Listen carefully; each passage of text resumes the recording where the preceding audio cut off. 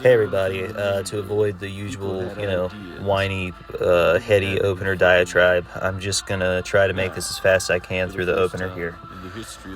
Basically, a brief explanation.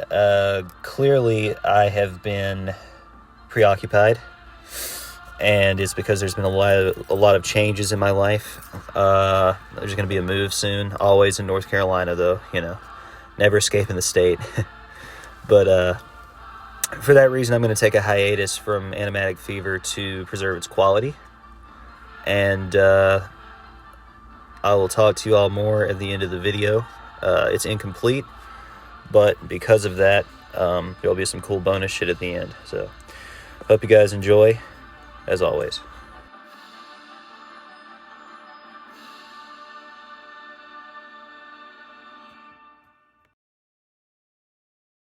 Is that a fucking joke? No, I've always thought that you wrote it because you liked it. And don't get me wrong, you are vanilla, no offense, but yeah, I mean, that kind of shit shows up a whole lot in your work.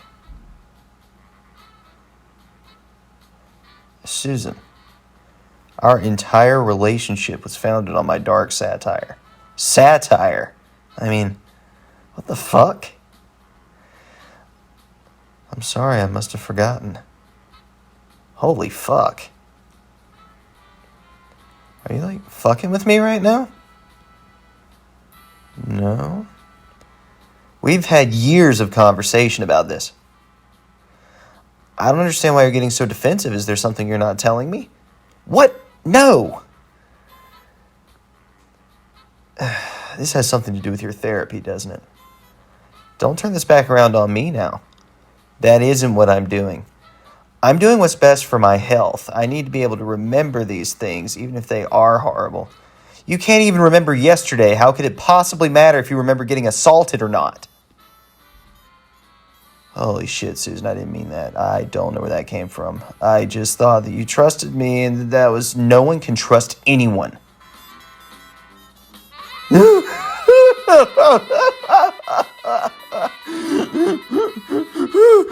When I woke up after all that, it was like a weight had been lifted. It really was that simple. The witch execution that never seemed to end had been lifted from my crushed body, and I was alive. I was crippled, but there's a kind of handicapping that makes a person better afterwards. You know that episode where Squidward gets slapped in the face with a shoe or a door or something and he turns hot? It's like that, but for my soul, I swear to God. I'm more eloquent in my prose when I'm not improvising in our colloquial backwoods. So you went from packing up your shit and none of us ever seeing you again to being completely happy and content? Is that a question? Yeah, a rhetorical one. Maybe you're so stressed you're in a state of shock-induced denial. My niece who got molested, of course. Well, that wore off and she's in an insane asylum now, but... No, seriously, I don't think that it is. You want to know why? Do I need to repeat myself? No, I just don't like to dignify rhetorical questions with answers. It's because you're a dick, and you just dropped that familial bomb, and I'm still sitting here smiling. Speaking of fucked shit, you hear Blake Havershaw was released? Oh, no, I didn't. I thought he was in for 20 years or something. Nah, man, you know the drill. The Sarah County Police Department gives vagrants more holding time than real criminals. Well, maybe he'll find his way in the world this time around. You know?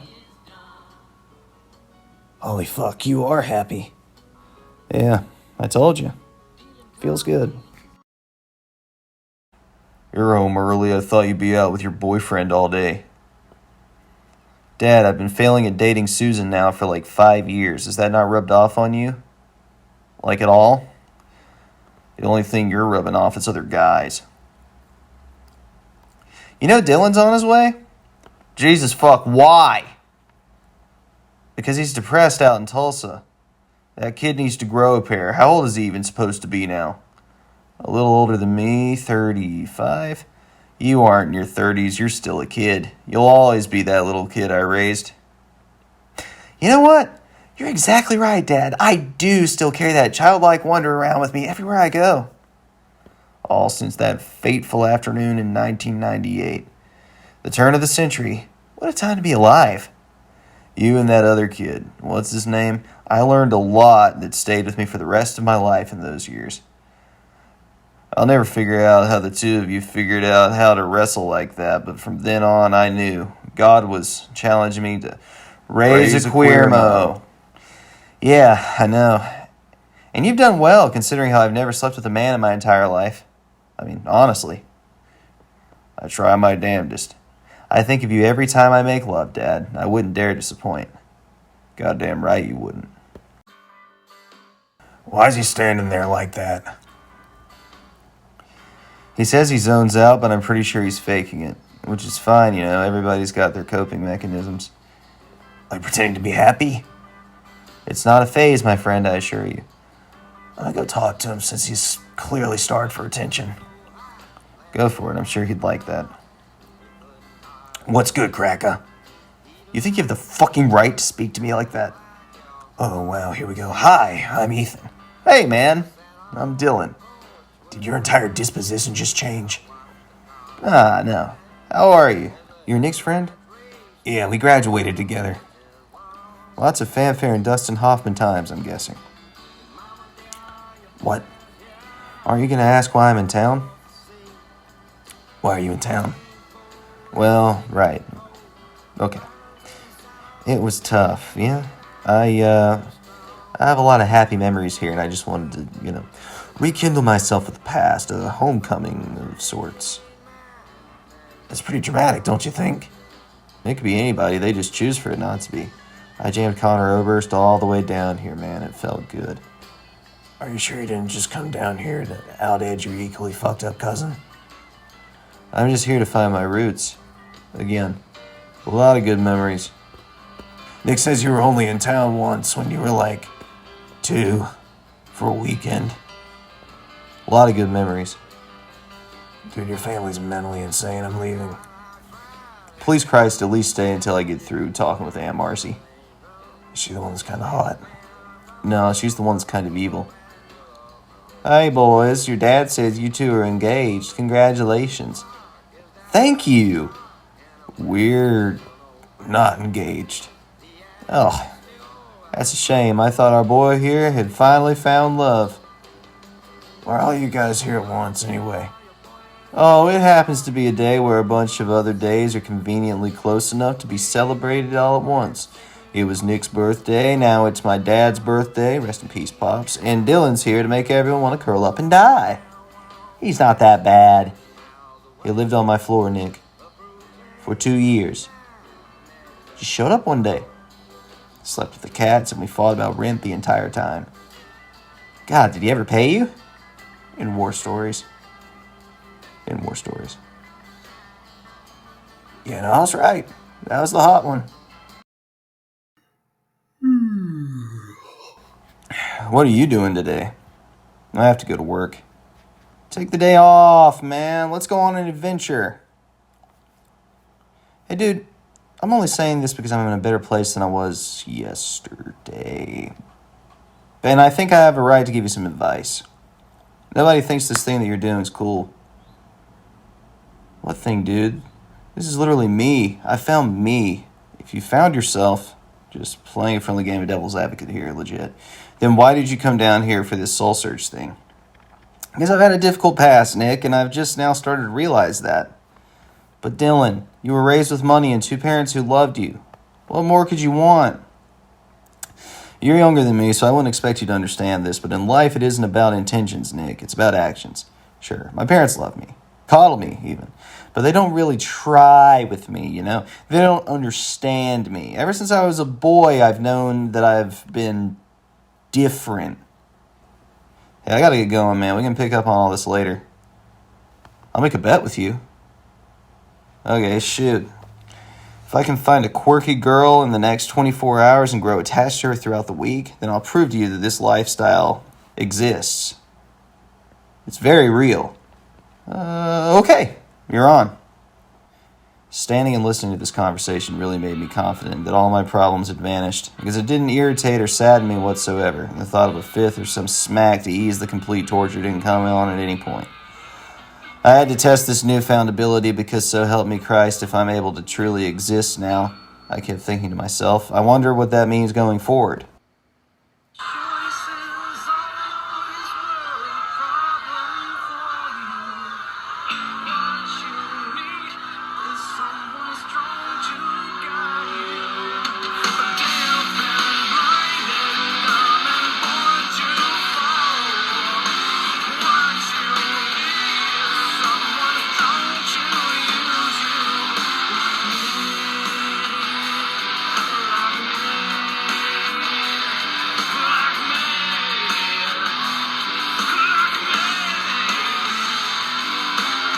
Do not judge lest ye be judged. Turn the other cheek.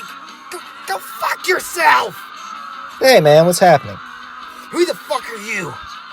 Can't you see I'm busy here? Right, yeah, but I just wondered if you wanted to take a walk with me for a bit. Talk about the world? Just cuz. You think they give a fuck about the Somali Civil War? 29K killed so far, 29K! But all they give a fuck about is the Middle East! Zionism is what matters to them! How about the attacks in the Congo, huh? The armed conflicts present our own soil! 40...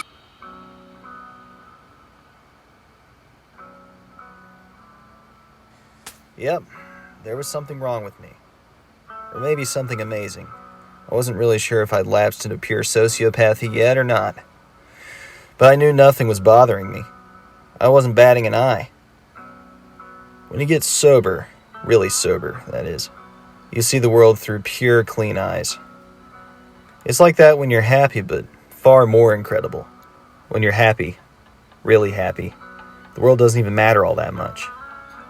It really is a beautiful thing.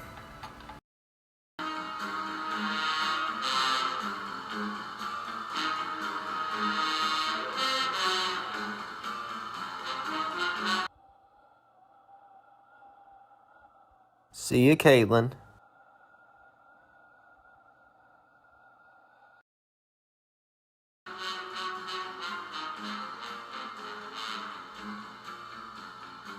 Bingo. You just come out of there? Yeah. Yeah, I've been in once or twice. I know how you feel. Where are your relatives to come pick you up? Nowhere. I can give you a lift. I'm just parked over there. You do this with all the vulnerable basket case girls? Just the hot ones. Alright, if you guys hear that, it's my car, so I apologize. There's only going to be one more scene, but if you do this, you know that one scene can be, that you write totally simply, can be very complex to draw out, and I just have not had time. So, for the fun of it, I will show you the internal organs, I guess, of a Grant Perry project. So, here's the script. I actually already recorded the dialogue, so maybe I'll put that over this. But I will tell you, it's the raw dialogue. You'll actually see me mess up a couple times, which I think will be fun. And always during these, even in like post, I have so many cans in my car. I will change stuff up that just doesn't really sit right with me or with the flow, you know. Some stuff that Antisthenes says, for instance, like, I know in the real world people will interrupt you and say something that makes no sense, but like, it's really out there. So, Bergman, I looked up the script for Passion of Anna one time, the Passion of Anna, because I thought, this is beautiful, you know, and I wanted to see the inside of it. And a lot of his stuff, of course, is pretty much in script format, like I've looked at it, but for Passion of Anna, he knew exactly what he was doing. He just basically, not free-handed, but type free-handed out just exactly what he was thinking, barely even like put, you know, names to scenes or even names to people. And it's funny when you work by yourself, that's sort of a big thing that ends up happening is the writing becomes more quick, short, sweet, to the point for yourself, because it's almost like you're just keeping a collection of notes so you don't forget what the narrative is, because the story's in there, so I find myself setting scenes later and whatever else, but here it is. Caitlin? You two know each other? Yeah, stop overreacting. Of course I do. She's my niece. I didn't know you had a niece. Sure you did. I just told you about her right here the other day. Oh. What? Nothing. Sit down. I'm sure we all have a lot to talk about. So, why didn't anybody tell me you were out? Why is it any of your fucking business? Who is this guy? You know the dude who screams at the fundies every day? This sounds like a case of paternal starvation, if you ask me. Let the woman be your own person. Yeah. Okay. Okay. That makes sense. Well, they told me there were...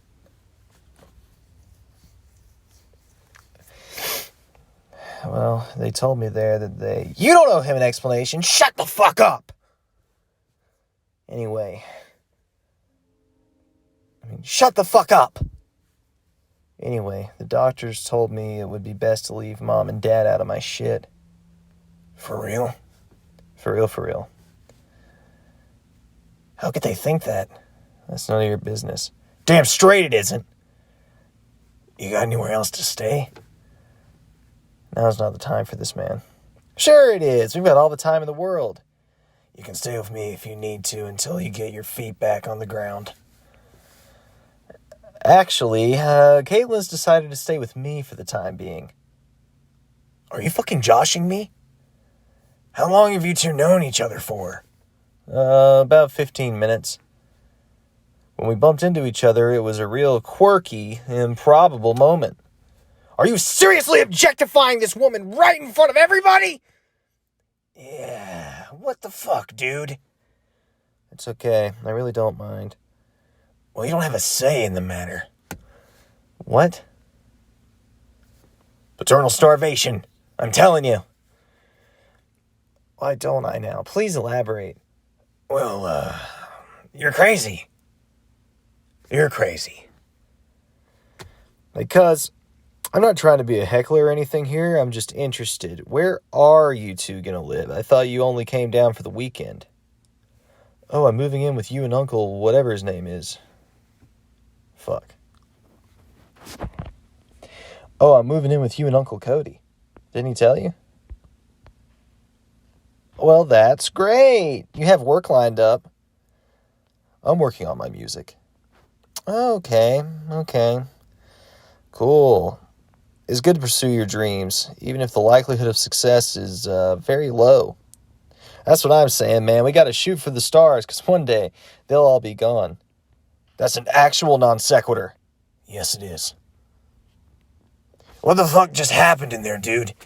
The Nick I know would have been visibly angry and trying hard not to spit in either of those dudes' faces.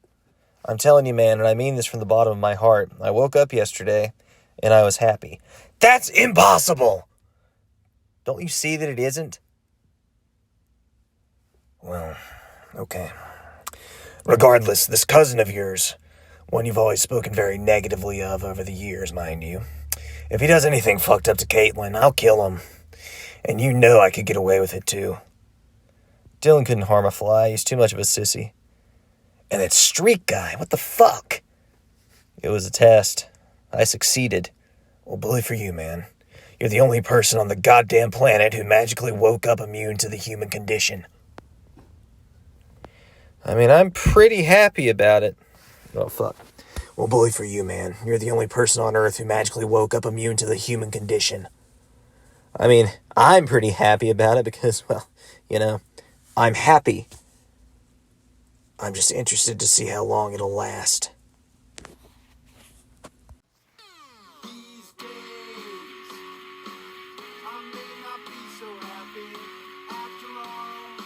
And that is the inside of a script for one of these animatics. I'll just let you guys know what you could be in for the future. I don't know how long it's going to be. I would say realistically probably half a year. But what you can look forward to is obviously the third part of a healthier lifestyle. We've followed those characters quite a bit, and it's been very enjoyable for me. I don't think I've had a serial that's lasted that long. The continuing parts of this story, and of course a fuckload of new stuff that I'm working on that'll stand on its own.